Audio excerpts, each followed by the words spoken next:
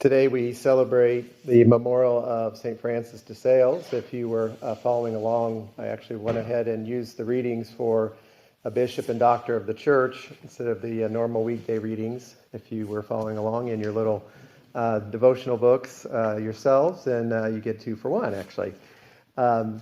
Francis de Sales, born in Savoy, which is eastern modern-day France, and it's really important because he ended up, after he got ordained, working in Chablis, which had recently been kind of forcibly, in many ways, converted over to Calvinism.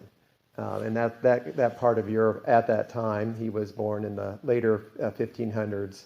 That was kind of the context he was in. So when he was trying to revive the Catholic faith, he was said to be really good at preaching at the walls because people were actually afraid to come out, and they had to have kind of clandestine masses and whatnot.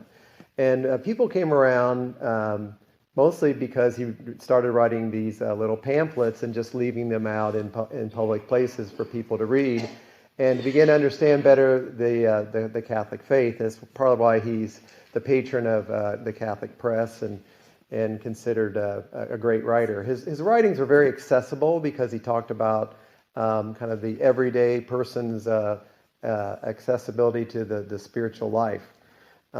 People started coming around, and then he's a great saint for us, and this time a Eucharistic revival because at a little bit of risk to his life and others, they started doing public Eucharistic processions. And this started really bringing people around. And it is said that there was 72,000 Calvinists that came back to the faith because of his work.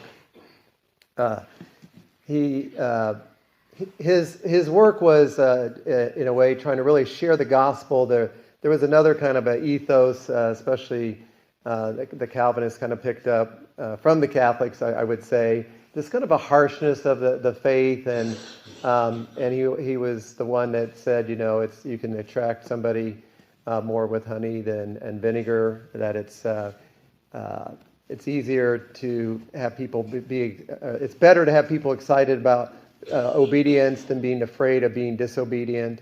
So he had kind of that ethos about him. What was kind of, to me, interesting is he admitted that he had 20 years of really fighting against these outbursts of anger, even though everyone kind of considered him very almost meek and mild and pleasant.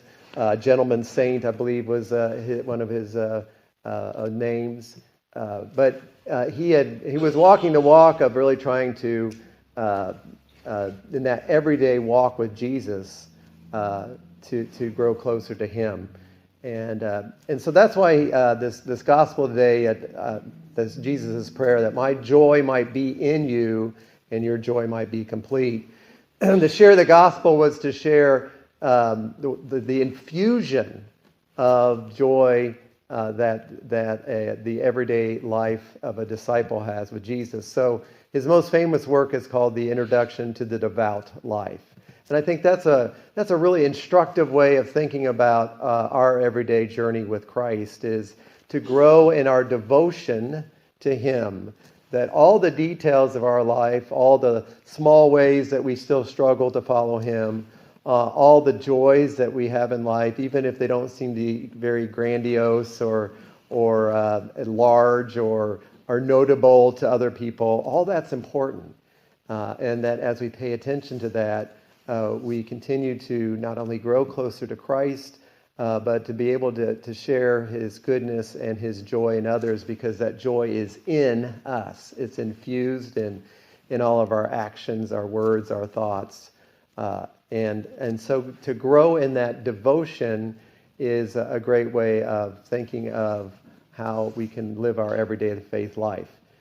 As the Eucharist continues to strengthen us in that devotion, may we continue to not only grow in the joy of following the Lord, but infused with that, to share that joy with others.